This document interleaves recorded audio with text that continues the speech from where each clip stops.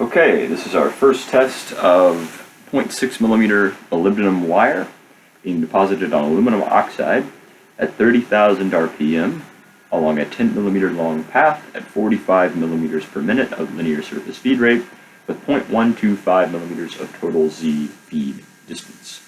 No further ado, I'm going to turn on the spindle to 30,000 RPM and start the deposition.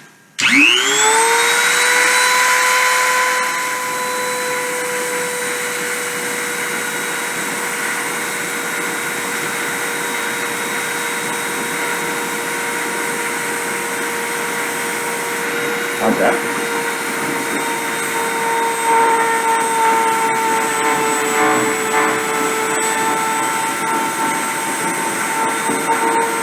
Start.